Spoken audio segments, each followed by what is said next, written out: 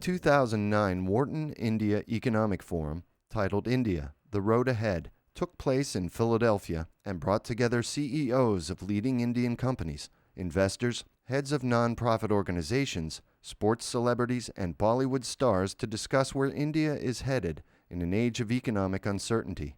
Indian Knowledge at Wharton brings you one-on-one conversations with these leaders. Sunil Gavaskar, thank you so much for joining us today. Pleasure, my pleasure. Well, let's start with a very basic question. How did you get interested in cricket? Was it because of your uncle, Madhav Mantri? Yes, that was a factor, all right. Obviously, when you have somebody in your family playing cricket and playing cricket at the highest level, then automatically you do get interested. But I would imagine that a lot of boys in Mumbai would take to cricket simply because cricket is the sport in Mumbai, like you would say hockey in Punjab, and maybe football, soccer in Kolkata and say Goa and Kerala. Cricket was the main game in Mumbai, so it was easy to take up to that. But of course, having an uncle who was an India player was a big factor. In India and many cricket-playing nations, your track record is well known. But in the US and baseball-playing nations, people are not familiar with the kind of achievements you've had. Could you just take us through some of those records that you set over the years? Not really for me. I don't really. I mean, don't look back at all. It's gone. It's as far as I'm concerned. That was a part of my life where I was fortunate to be able to represent India for 16, 17 years, and to be part of some great experiences, great moments in the history of Indian cricket. I really consider myself very, very fortunate to have been able to represent my country. Well, that's a very nice and very modest answer. I do remember one of your records was that you scored 34 centuries and in Test cricket, and I think that record was not broken for more than 20 years, if I remember right. The question I'd like to ask about that is, to have those kinds of achievements, what kind of qualities and attributes do you need to cultivate within yourself? I think focus, determination, a fair amount of discipline, which is not the discipline which is normally associated with the word discipline, where you think of having an early night, going to sleep at 10 o'clock, waking up at 6. That discipline is important as well, but the discipline to mold your game according to the needs of the situation, you need that kind of discipline. And I think so. These are the elements that are necessary. I would imagine they would be part of any vocation, any profession. The 3 Ds that I believed in: discipline, dedication, and determination. And I think those have to be part of you to be able to take you further. So explain how you did that in the case of developing your own ability as a cricketer. Well, for example, as far as dedication was concerned, I'd say that I would practice a lot. I'd practice in the morning, I'd practice in the afternoon, say 3 hours in the morning, then go to school, then after school again practice for another 2.5, 3 hours.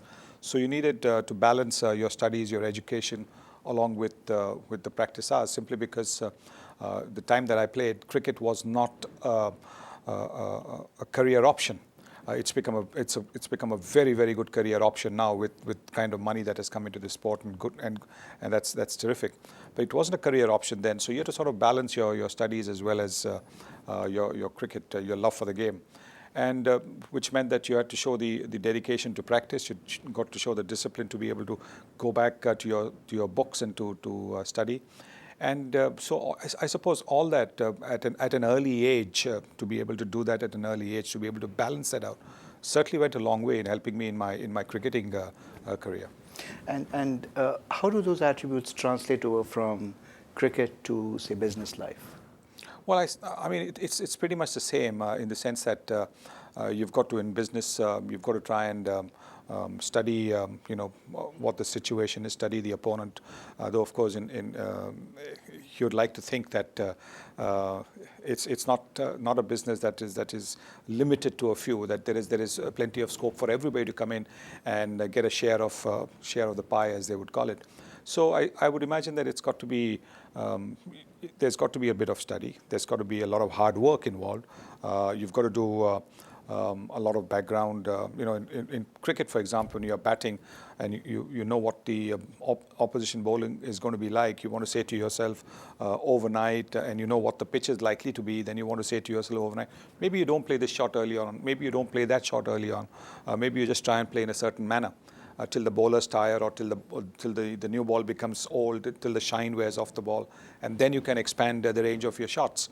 And I would imagine that's the same thing that you would want to get into business in the sense, start slowly, have ambitions, definitely have ambitions, start slowly, and as you settle in, as you start to get the hang of business, then you try and expand. And I think that's something I would imagine that, what was applicable on the cricket field was applicable as far as my business was concerned. Did you take a lot of risk in the way you played cricket? No, I don't think so. Because I was an opening batsman, and we were brought up to eschew all risks, to be able to play risk-free cricket as much as possible, and tire the bowlers out. So then the batsman coming down, the say the number 3, 4, 5, or 4, 5, 6, the glamour boys as they call it. We were the plodders. We were the plodders, who did all the hard work, paved the road, as you can say, for the guys. So we walked the road, and the others, so that the others could drive a car on it. So that's the way we were brought up to play cricket. But I would imagine that your attitude towards risk in the game would also translate to risk in business. I would imagine so. Yes, imagine so, because of the upbringing that you had, and if the upbringing was to be careful, to ensure that there wasn't any risk involved, that would be different. I would imagine that today's day and age, it would be totally different, because today with the T20, where risks are taken in the game right from ball one, if anybody wants to get into business, it would probably be a different kind of atmosphere that he would go into. Right. The other thing that fascinates me about cricket is the fact of it being a team sport. What kind of lessons in teamwork did your years in cricket teach you?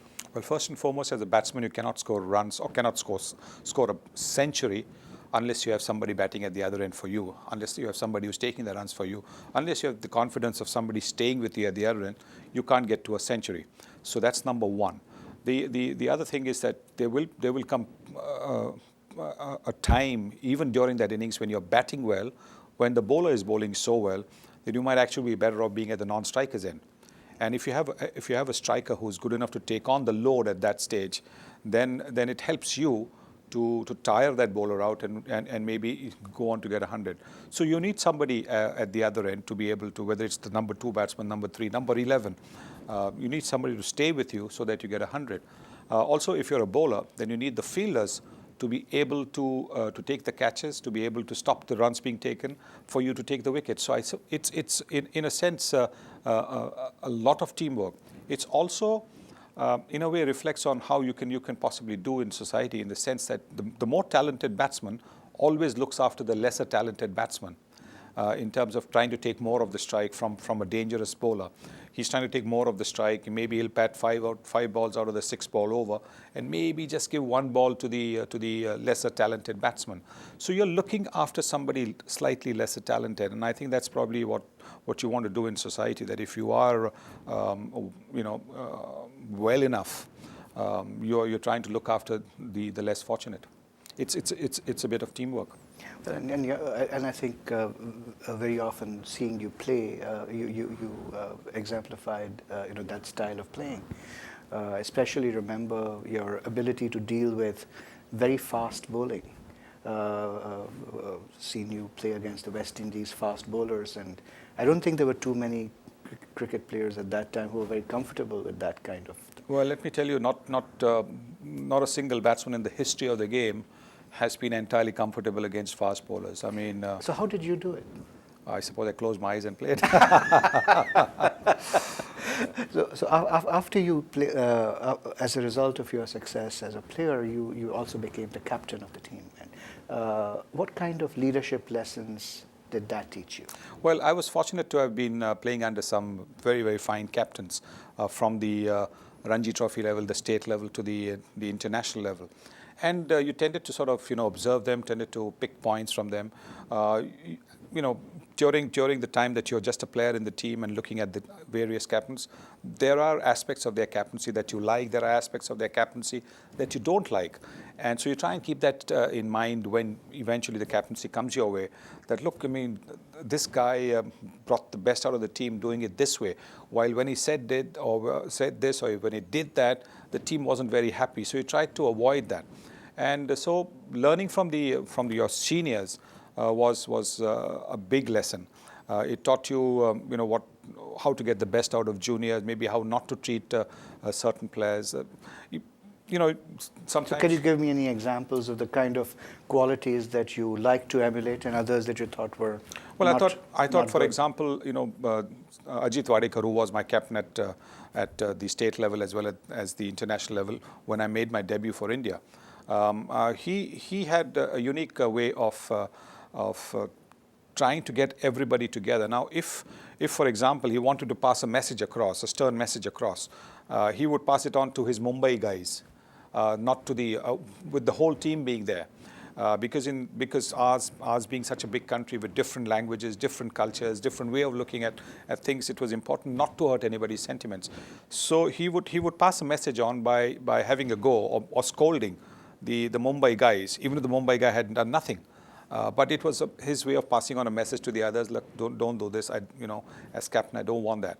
On the other hand, you had somebody like a Tiger Patodi who was captain and who was pretty much a captain who let you do what you wanted. He believed in your abilities, so he wasn't too much of a guy with a hand on your shoulder. He would sort of let you run. He said, and if you made a mistake and if you came to him, then he was very happy to talk to you and explain to you. So I think these two aspects were there, and you learn to pick from them. Over the period of time, you tend to sort of see, well, that's how it works, and let's try and do it this way. And have you used any of these leadership attributes in say a business context? Yes, plenty of times. I think there are people who who need a bit of guidance. In which case you call them in and you tell them, look, that this is maybe the way to do it rather than this way. And there are guys who that are better left alone because they might stumble a little bit here and there, but at the end of the day they have the ability to get up and to do what you want them to do. Last year at the Wharton India Economic Forum, we were fortunate to have President APJ Abdul Kalam. And one of the things that he mentioned made a deep impression was that one of the most important qualities of a leader is to learn how to manage failure. Because people can manage success, but managing failure is very, very hard. And I remember there was a time when, under your captaincy, there were a series of test matches where India lost. Yeah. And I was wondering whether you learned any lessons from that have stayed with you over the years. Yes, I think the main thing that you learn is never to lose heart. That it is a cycle. Sometimes the opposition is simply better than you, and you've got to give credit to the fact that they might have just played better than you, and therefore then you try and analyze that how you could have improved or bettered your performance. You could have been more competitive, and when you do that, you tend to sort of be able to find out the flaws where you went wrong. One of the best advices that I ever received was from a former captain. And he said to me, you must keep a diary of the days when you do well, when you bat well. His reasoning was very simple. He said, right from the time that you get up maybe, for example, if you scored 100, what he meant was if you scored 100 that day, then when you go back to your room, try and think of what you did right from the time you woke up in the morning, how you felt in the morning, what breakfast you had. When you went into the team bus, where did you sit? First row, second row, third row, last row, whatever. Obviously, some guys, cricket being a fairly superstitious game, a lot of guys would prefer to sit in the front. Some would sit, But remember that. Then when you went into went to the ground, into the dressing room, what happened? Did you have coffee? Did you have tea? Did you have toast? Did you have, when you went in for your warm-ups, what did you do? When you went into the nets, when you played, when you walked out to bat, did you walk on the right side of the bat of your partner or the left side of your partner? Did you take strike from where, little things he said, but write down that diary. When you, for example, took stance to bat, how did you feel? Did you take, try and remember. Obviously, it was not always easy to remember every little thing or every single thing. But the fact that he made you want to write that was terrific, because what he said was, when you're going through a bad patch, when the ball's not hitting the middle of your bat, when you're being bowled or being LBW or whatever, that's the time read back on the day that you had scored well and on the day that you had batted well, because then that will then give you a fair comparison as to what you've been doing then. And maybe you should try and replicate that. One, to try and see that what had happened when you were batting well, and what's happening when you're not batting well. Is there any difference? And secondly, is the fact that when you're reading, when you've batted well, you start believing in yourself as well. You might be going through a horror run, not getting any runs at all, and but just reading, the good days when you've done that will boost your confidence up. And I thought that was a fantastic advice. Did you try it? Oh yes, plenty of times. And it works? Oh, it absolutely works. Yeah. Absolutely works. To switch gears a little bit, let's turn to the game itself. You mentioned the fact that now it's a career option, especially with 2020 and the formation of the IPL. How has the business side of the game changed? And do you think it's a change for the better, or are there things that bother you? No, I think there are pluses, more pluses than minuses. Obviously, in any sport, there will always be certain minuses. But I believe that there's the advent of the Indian Premier League, the kind of money that is there in the game now, certainly is a big plus. Because what it has done is it has encouraged parents who were all the time pushing their children, pushing their talented kids only into the education field, simply because they wanted a degree behind you so that you would be able to get a decent job. Now, if they see that their kid has got talent, they say, okay, go and play, because there's no age limit for education. But there's age limit for sport. That's what I told my son Rohan as well. That when I was starting to play, that you play as much as you want. Don't worry about anything else. And let's see how it goes, because you can always study. Once you're finished with the game, it's not necessary that you have to study when you're 16, 17, or whatever it is. And I think that's one of the biggest pluses that has happened, because I do believe that Indian cricket and the game of cricket lost out on many a good talent simply because the parents said, no, we want you to get into a different field, which guarantees you an income. I know when I played in the universities, Bombay University, we had 2 or 3 talented players who could have, I'm not saying who could have maybe been great players, but certainly had the ability to don national colours. But midway through, they opted to go, to medical school, because that's where they believed that their future was. Today, the parents and the children do believe that there is a possibility, there's a life away from studies, that they can actually make a living playing the game of cricket. Interesting. Do you think India is doing enough to promote cricket in the rural areas? Yes. I think India perhaps has got the best junior system in the entire cricketing world. The opportunities that the junior cricketers get because of the various tournaments that are there to come forth and show their talent is absolutely incredible. We also have a talent research development scheme whereby we are sending scouts into various cities, and therefore trying to see if there's a talent there.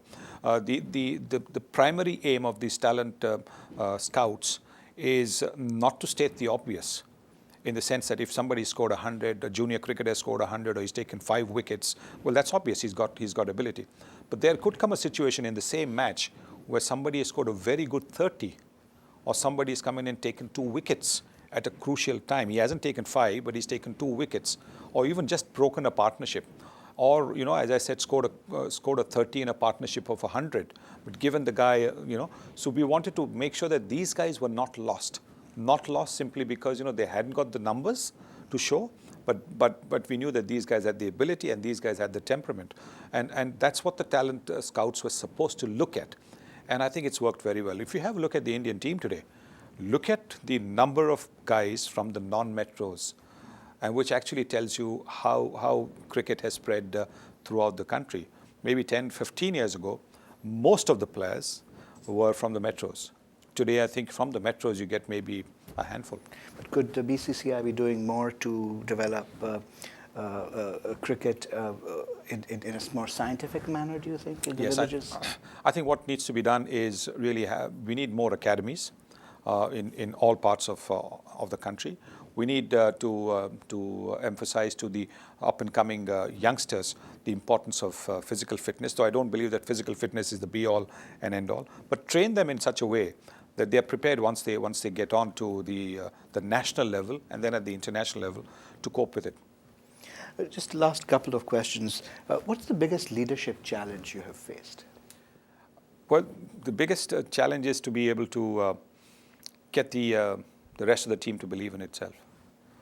And I think it's probably something to do with the fact that we've had a system in our country. You call it the caste system, you call it whatever, or the class system, whereby some people believe that they are not as good as the others.